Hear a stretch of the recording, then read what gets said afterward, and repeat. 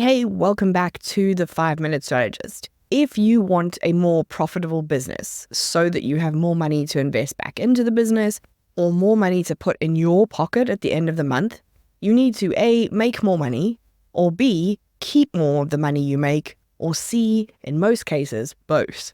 The problem is we tend to focus on part A. We look at how can we make more money, and that's completely understandable. That is the messaging that we see constantly on social media, in our inboxes. I can make you more money, how to make more money, how to make more money in a shorter period of time.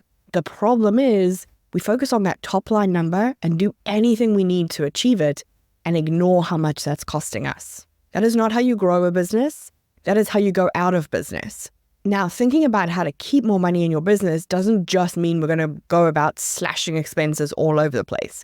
It's about optimizing every dollar you spend to maximize your business growth. So rather than thinking of money out the door as an expense, think of it in terms of an investment. If you were going to invest money, you would want to know if you were getting the best return possible for that investment. So if you're spending money on marketing to bring in leads and to make you more money, how sure are you that that dollar is bringing you measurable results?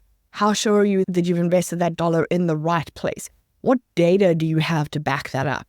Or it can be as simple as thinking about your apps and your software, where you discover that you've got two softwares that can do the same thing, and you just haven't taken the time to consolidate into the one platform. When you're looking at how to keep more money, you can get really aggressive on the cutting and then drop the ball on the client delivery. So we want to make sure that as we cut, we're not compromising on our quality. We're not compromising on how we do what we do.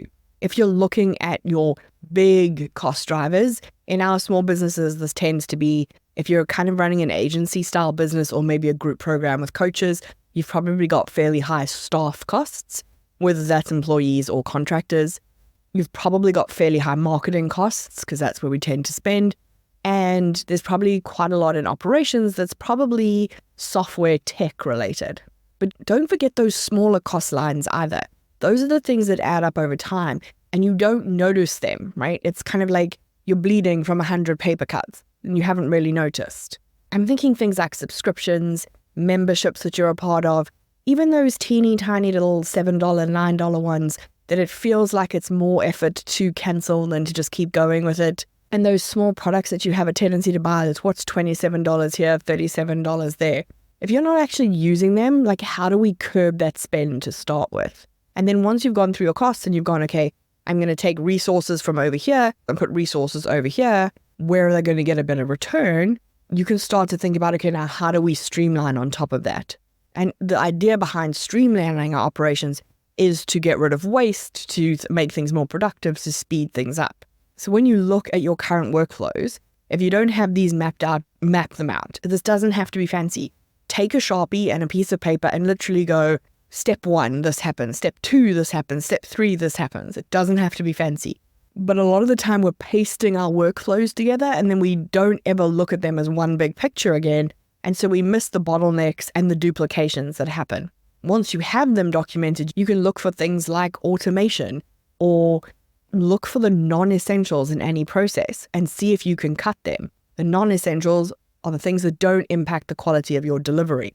Look for things that you can outsource to another business who maybe does them at a far greater scale so they can offer you some cost savings. We're looking at how can we first move pieces around the board with our cost review, and then how can we improve what we're doing so that we naturally spend less.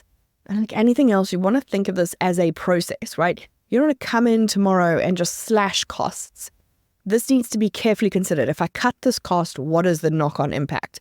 So think about taking a step back, deciding where you want to focus, establishing some goals, and then establishing some metrics that you can track. One's related to the quantitative side of things, the cost reductions, but also some qualitative ones, because you want those ones that are going to show you like, hey, we've cut the cost too much and customer service is suffering. Hey, we've cut costs too much and we're not getting as much lead flow. This doesn't have to be a really complicated process, but we tend to think about cost optimization or efficiency as cost cutting. So we think of it as taking something away, and we as humans have a great aversion to loss. Once we have something, we don't like to let it go.